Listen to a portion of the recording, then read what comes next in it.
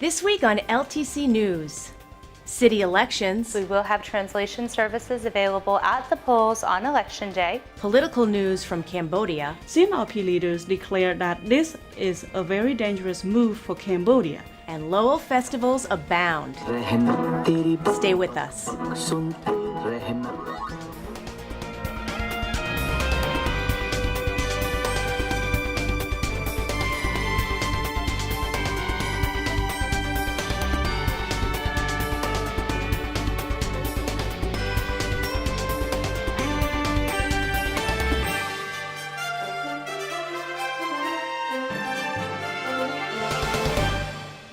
Welcome to LTC News. I'm your news anchor, Alanna Flood. It's obvious around town that city elections are coming up. The candidates are actively pursuing votes, and LTC will be providing a good deal of election coverage, including debates throughout October leading up to the November 7th final election. Are you registered to vote? If you have questions about what that entails, listen carefully to our next story as Etta Matchek, Director of Elections, explains the details of voting in Lowell. This fall, we have two elections. On September 26th, we have the preliminary election, which is the preliminary race for just City Council. The 18 candidates that win that election will continue to the November 7th ballot. On that November 7th ballot, we'll also see the school committee candidates this year. So it's important to make sure that you're registered to vote before the election.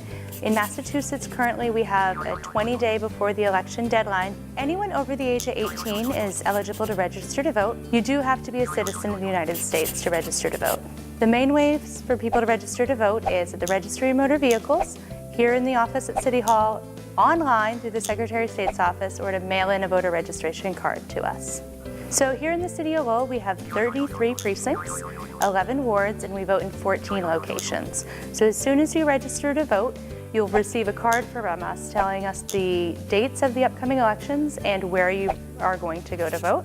You can also check that information anytime online through both our webpage or through the Secretary of the State's office. So people are only removed from the voter rolls if they do not vote in 2 state elections, so that would be over 4 years, and they never respond to the annual city street listing or the city census, or sign a petition, or do anything within our system that would that would update their name. Hi, can I help you? Hi, I'm not going to be in Lowell for the election. Am I still able to vote? So if you're unable to make it to the polls on Election Day, you'll have an opportunity to vote absentee for this election and for every election. Reasons you can vote absentee include that you're physically unable to make it to the polls, you're not here in the city of Lowell on Election Day, or for religious belief reasons you cannot make it to the polls. If you would like to fill out an absentee ballot application, you can either come down to our office and request an application, or you can print one online and mail it in to us. Upon receipt, we will mail you out an absentee ballot, and you'll complete the ballot, put it in the envelope, and you'll return it here to the office. If you come down to the office, you'll be able to vote right here in the office. All right. Great, did you sign that? Wonderful. So the ballot this year will be in English, Spanish, and Khmer. It's our first year of having a trilingual ballot here in the city of Lowell. In addition to having our ballot in 3 languages, we will have translation services available at the polls on Election Day, both with poll workers that are bilingual and through our auto mark machines, which is our handicap accessible voting equipment that we have at every polling location in the city. It's important to the city that every voter has the opportunity to cast their ballot on Election Day. The preliminary election on September 26th will whittle down the 23 city council candidates to 18. You can vote for up to 9 candidates. Make sure your vote counts. And now, Brian Dorrington, LTC Director of Municipal Programming, brings us his City Council Synopsis. Hello and welcome to the City Council Synopsis for the meeting of September 12th, 2017. Fall is here, which means the City Council will go back to their regular schedule of holding meetings weekly. Fall is also the time of year my father will be putting dog poop in leaf piles to teach those pile-jumping rascals a lesson. Starbucks lines will rival those of Magic Kingdom as women in Ugg boots wait for a pumpkin spice latte. Their gnarly bearded boyfriends will stay at home drinking their favorite craft beer and watch Tom Brady throw touchdown passes to everyone except an injured Rob Gronkowski. If you didn't understand a word of what I just said, ask your millennial child who's still living at home or your favorite barista and poli-sci grad student what language I just spoke. Or don't, because everything I just said was very #basic. There was a public hearing on an ordinance that would ban jet skis and other personal watercrafts on the Merrimack River from the Rourke Bridge to Pawtucket Falls. This ordinance was brought forth after 2 tragic deaths involving jet skis occurred over the summer. Police Superintendent William Taylor, Lowell's Harbor Master Sergeant Pappas, Mark Romanowski of the Merrimack Valley Rowing Club, and many others spoke out in favor of the ordinance. The speakers were in agreement that jet skis pose a significant and unique risk to boaters and swimmers. They said jet skis often disregard wake zones, create their own wakes to jump over, disregard maritime laws, and are an overall safety hazard on this particular stretch of the river. Chris Manthos of the American Watercraft Association spoke in opposition to the ordinance. He stated he believes this is a law enforcement issue and that all of the issues raised by the proponents were already illegal. He believes to punish all responsible jet ski owners because of a few bad apples is unfair and unjust. The council was in agreement with the proponents of the ban, with councilors Belanger, Elliott, and Mercier expressing the need for the council to act. In the end, the council voted 9-0 in favor of the ban.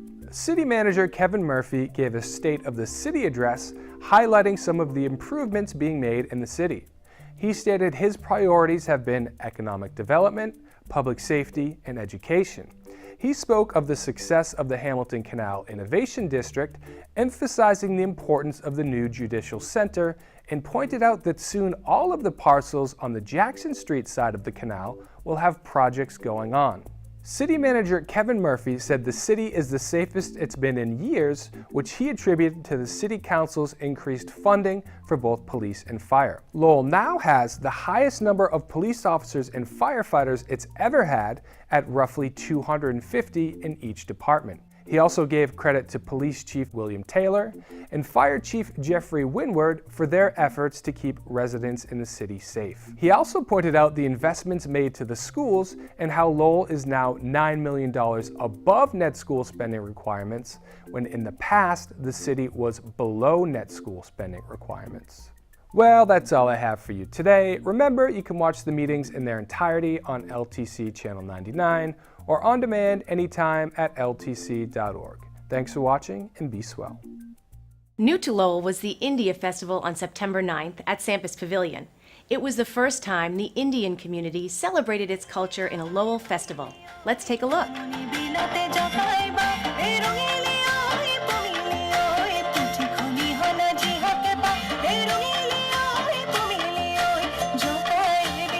The city of Lowell is so diverse, and they're so encouraging of the diversity here. And this is mainstream. We want to bring the Indian culture and the American culture to the mainstream. And outdoor activity like this does assimilate us into the main community. It's open for all, and we are very, very thankful for all the help City of Lowell has given us. And it's turned out to be a beautiful day, and we hope to do it as Mayor Kennedy wishes. God willing, we may be able to do it again.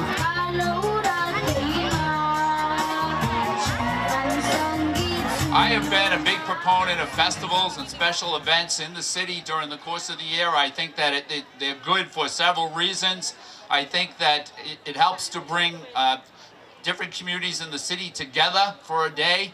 And it also is a time when new people who don't live in the city can come in and experience what Lowell is like. I'm Vandana from Connecticut. What? Wow, you're from Connecticut. From Connecticut. Yeah, this is my first time here. Amazing Indian jewelry is here. So tell me, how did you manage to get all this?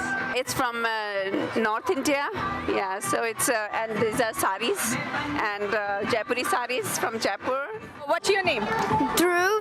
Dhruv? Yeah. How old are you, Dhruv? I'm 10, I'm in 5th grade, and I live in Shrewsbury, Massachusetts. Oh, wow. So you came all the way from Shrewsbury to Lowell for the festival? Yeah. And we are very, very excited to see so many people, such a good crowd. I hope it goes well. We value so much all my many friends that I have in the Indian community here in the city of Lowell. It's great to be spending time with you this afternoon. It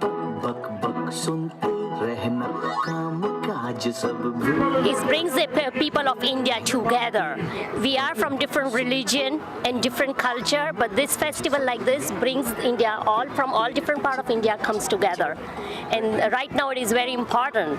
And you can see, you can look around. I mean, you different type of food, different type of people, different religion of people, and we are doing here wonderful, having fun and enjoying ourselves. So please, people, come to Lowell.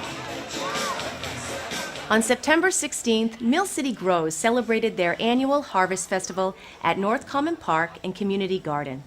There was music and food and plenty of fresh produce to buy.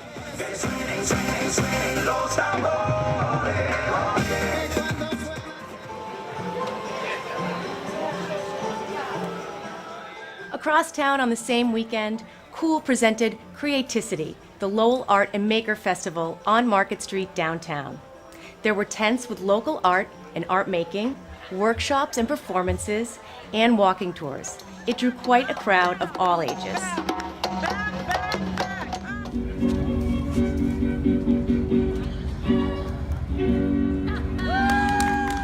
It seems there's so much happening every weekend in Lowell. To keep us up to date, LTC has partnered with the city's Office of Cultural Affairs and Special Events, or CASE, on a new monthly program called Like Lowell. Toby Marks, director of CASE, hosts the show, which can be seen Tuesdays at 9:30 p.m. and Saturdays at 2 p.m. on Channel 8. We thought it would be a great idea to take a moment every month to tell you about all the great events that are happening every single month. There has been a lot of significant news coming out of Cambodia recently. Kem Sokha, the leader of the opposition party, CNRP, was arrested for treason on September 3rd. Sobin Pin of the Khmer Post brings us more on this developing story. On September 15, nearly 100 Lowell residents joined a demonstration with hundreds of other Cambodian Americans across the country outside the State Department in Washington to demand that the U.S. government put pressure on Cambodian Prime Minister Hun Sen to release Kem Sokha and other political prisoners. Kem Sokha is the current head of the opposition party CNRP since Sam Rainsy resigned earlier this year. He was illegally arrested by Hun Sen's police in the middle of the night on September 2nd. CNRP leaders declared that this is a very dangerous move for Cambodia, as they believe they are watching the democracy being destroyed by Hun Sen's government.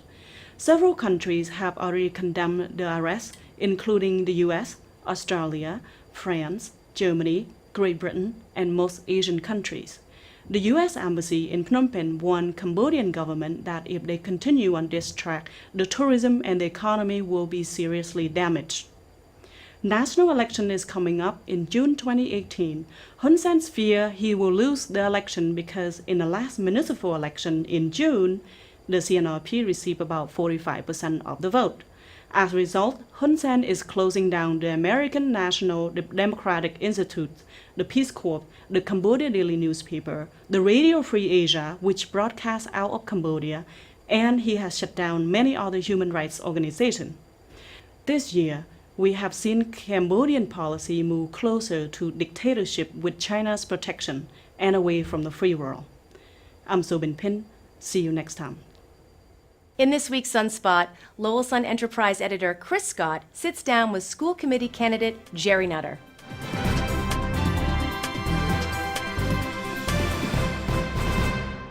Hello everyone, I'm Chris Scott, the Sun Enterprise editor. Thanks for tuning in to this week's edition of Sunspot. We're continuing our series of profiles on school committee candidates. With us today is Gerry Nutter from Centerville, right Gerry? Correct. You live on Christian Hill? I do. Okay, it's a good place to live. Grew up there. Yep. So Gerry is, I've known Gerry for a number of years, and he's also a competitor because he does have a pretty well-read blog, and every now and then he has information, which is pretty good. And I get mad when he has it in front of me, but that's okay. Gerry, thanks for coming in today. Thanks for having me. Yeah. Lots of people put their names on the ballot, and without giving voters a real reason to vote for them. They say, oh, you know, they're pro-economic development, they're pro-public safety, yada, yada, yada. We all know that. But Gerry's running for school committee, and he's got a pretty solid platform here. And by solid, I mean not that I agree with it or that it's good or bad, but he wants you to vote for him because he doesn't like the direction that the school committee is headed under this current superintendent. Correct, Gerry? Correct. So why don't we just start under Salah Kafawi? He just got a new contract. If you had been a member of the school committee, would you have voted to give him that contract? And you can expand on that a little bit. I would not have, for a number of reasons. One of them is when he first came in, he did not want a contract. He knew under the conditions that were there, one wasn't going to be offered. The second is, if I were to give him a contract, I would tie it to a performance evaluation. I don't think anyone, deserves an automatic salary increase. I think it should be tied to performance. And so, on that reason alone, I would not have approved this contract.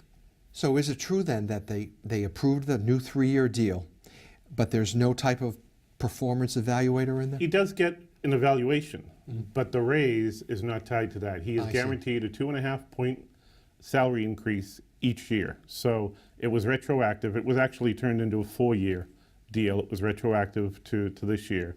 And so he's signed for another 3 after this year. You've been very critical of the superintendent, both on your blog and when you substitute as a talk show host on the local radio station, WCAP. What's your biggest beef with him? I don't think he respects the role of a school committee. Under ed reform, the role of a school committee is very limited. It's, they hire a superintendent, they're supposed to hire the business manager, which this school committee let the superintendent do, and they have, a say and control over the budget. And again, I don't think that he respects that. And, one of the things that came up, they have put together schedules of when they want to discuss the budget. It's never done on time. It's always pushed off. And then this year, they even approved a budget that wasn't even funded properly. And why one was presented and why the... Based on the numbers what might happen from the state.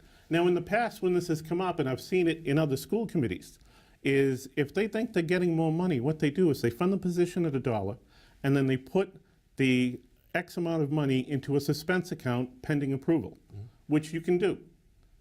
They did not do that, and so all of a sudden, they had this big $600,000 shortfall. The other issue is, when you closed out the fiscal year, if you look at the June report, there was no, they had some excess, they would have had some excess money. In July, they had a financial subcommittee meeting where all of a sudden there appeared to be a $600,000 deficit in the health insurance account because money that could be charged to a grant for a teacher's benefits was not. They decided instead to use it as a regular health insurance. The bottom line is they made it so that no money was returned to the city. And under Massachusetts law, if a city meets or exceeds the net school spending requirement, then the school department is treated like any other department. At the end of the year, any excess cash goes back to the general fund and is under the quote free cash. Free cash. And so they would have had the $600,000 they were short. You referenced earlier the hiring of a business manager. We won't delve deeply into that, but that wasn't smooth. They had to go out and hire someone else. The guy eventually came from, I think it was Illinois or Indiana. Yeah. Let's talk about the hiring of the high school principal, also known as the head of school.